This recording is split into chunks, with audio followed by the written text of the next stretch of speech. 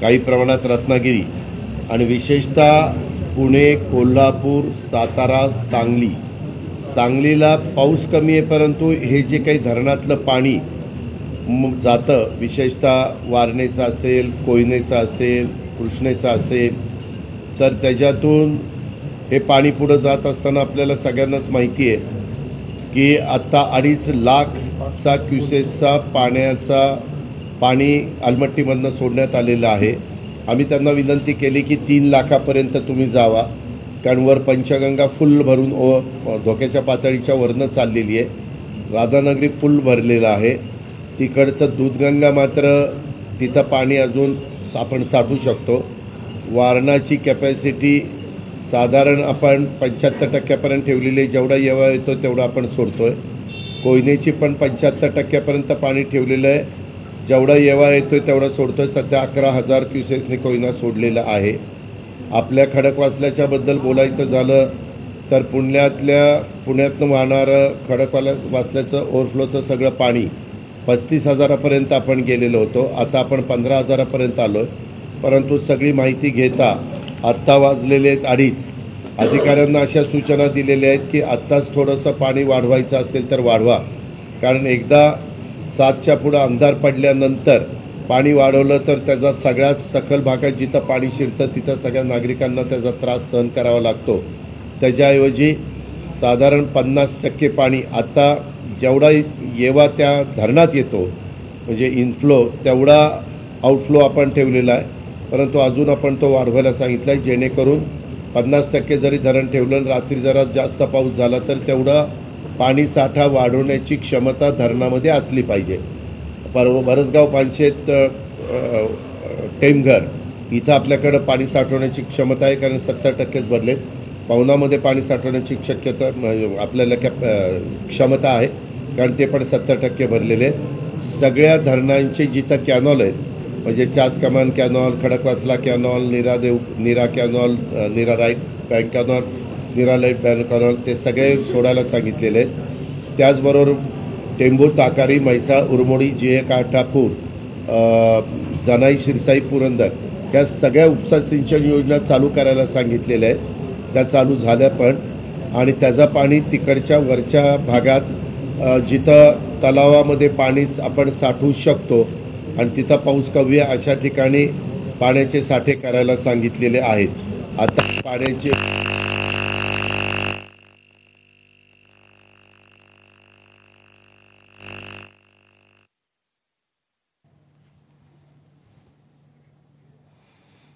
तर पूरस्थितीचा संपूर्णपणे आढावा घेतल्यानंतर प्रशासन पातळीवरती कुठल्या प्रकारचे महत्त्वपूर्ण निर्णय घेण्यात आलेले आहे हे स्वतः सांगतायत पूर परिस्थिती संदर्भात अजित पवार.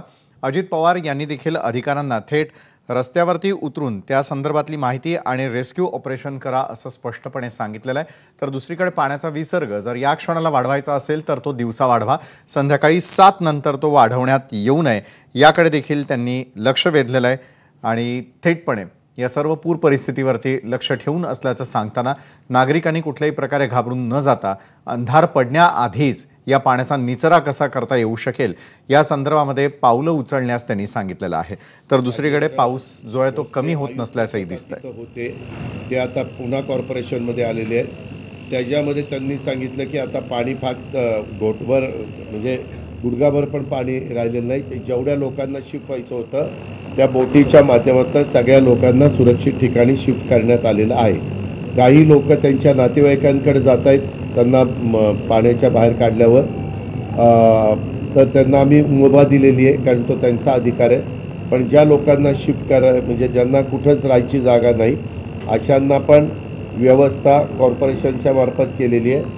आणि मुख्यमंत्र्यांचं पण बारकाईनं लक्ष आहे. मी मुख्यमंत्र्यांशी सतत संपर्कात आहे. मुख्यमंत्री महोदय अधिकाऱ्यांशी त्याच्यामध्ये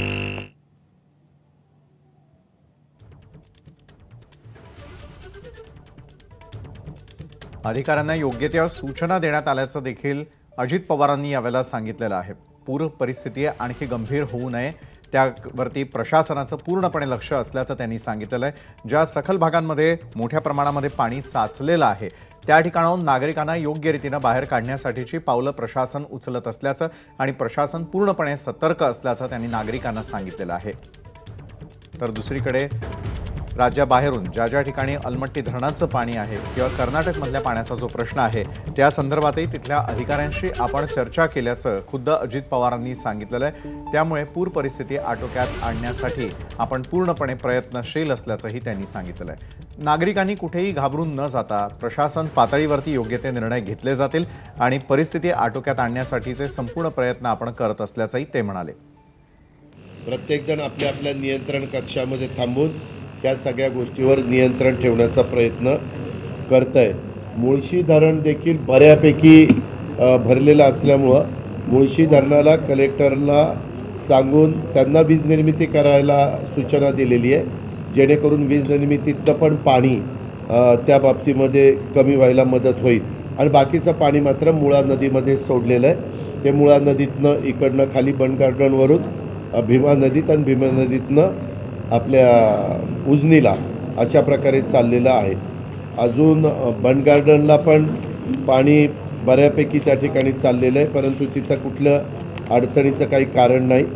पिंपरी चिंचवडच्या आयुक्तांना तिथल्या सगळ्या टीमला पण अलर्ट राहायला सांगितलेलं आहे. पुण्याच्या पुरतं बोलायचं झालं तर एकतानगर सिंहगड रोडला आपण आर्मीला हे तिथं आर्मीची एक कॉलम आणि NDRFची एक टीम असं तिथं आपण ठेवलेलं आहे. नंतर शिवाजीनगर संगम परिसरावर आपण आर्मीचा कॉलम स्पेअरला तिथं ठेवलेला आहे. त्याच्यानंतर आपण हॅरिस ब्रिज, शांतीनगर, झोपडपट्टी परिसर तिथं PCMC आणि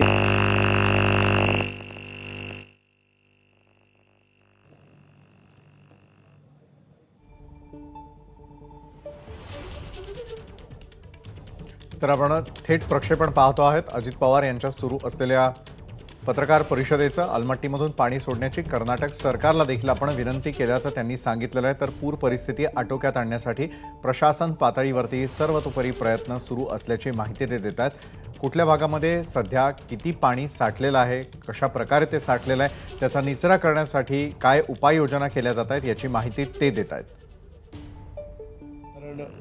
4-4.5 इंच पाऊस पडला, जवळपास 4.5 इंच. च्या भागात 8.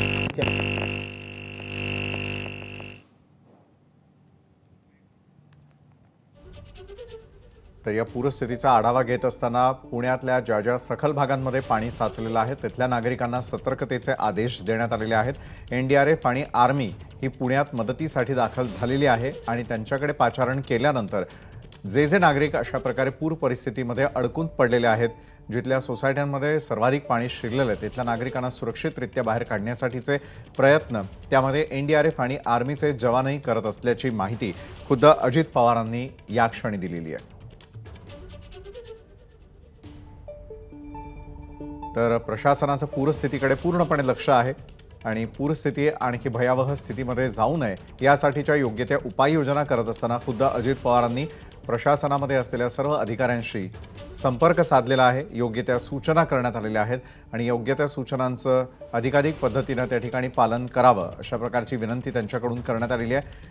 खरं तर आदेशही देण्यात आलेले आहेत आणि त्या आदेशांचं पालन करत पुण्यामधली परिस्थिती निवळण्यासाठीचे प्रयत्न NDRF आणि आर्मीच्या जवानांच्या सोबतीनं स्थानिक प्रशासनही करत असल्याचं दिसतंय.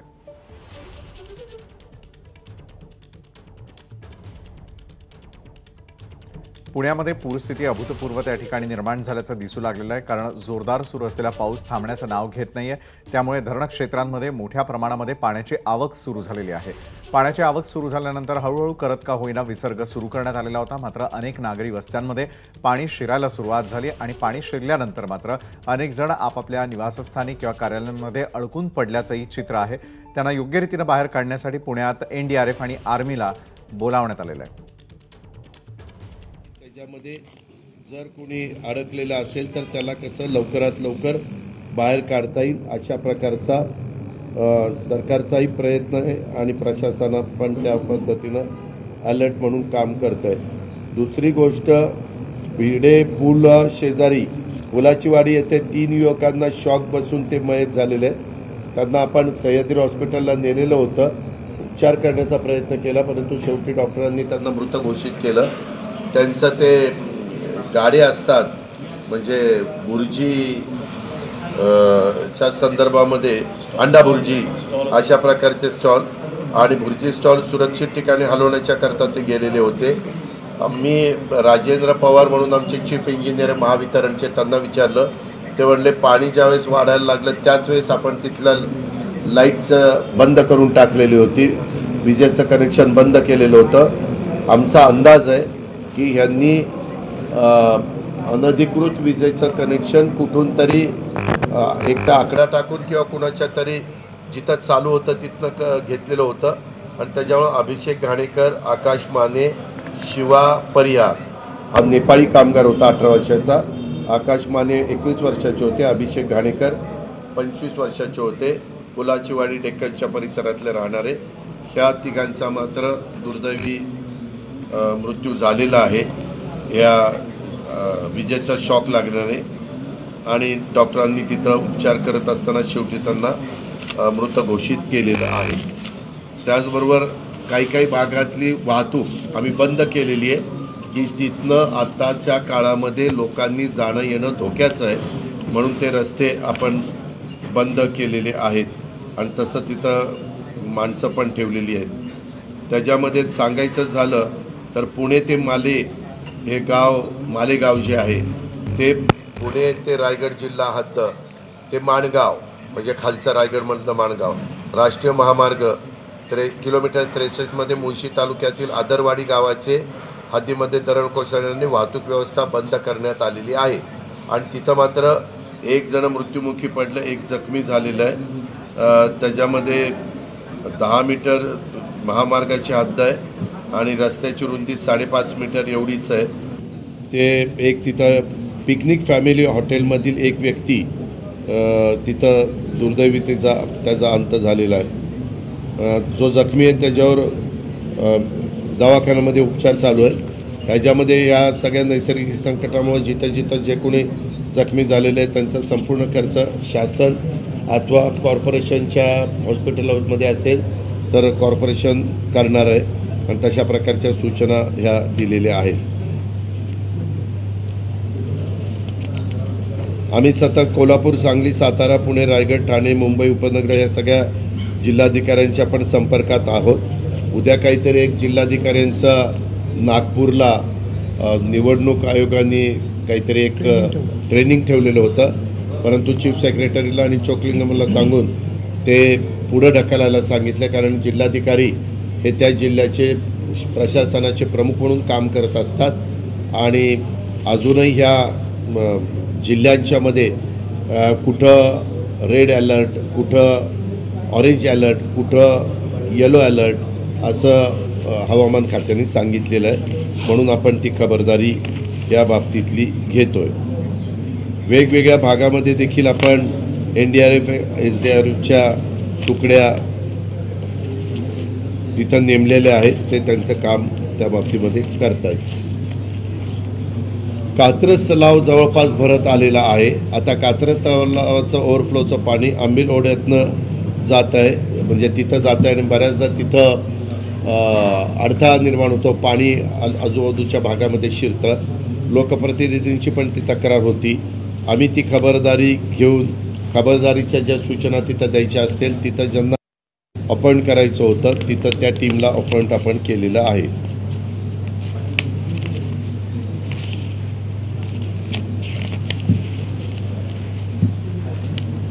लवासा गावात एक मोठ्या प्रमाणावर पाऊस पडला, सगळ्यात जास्त।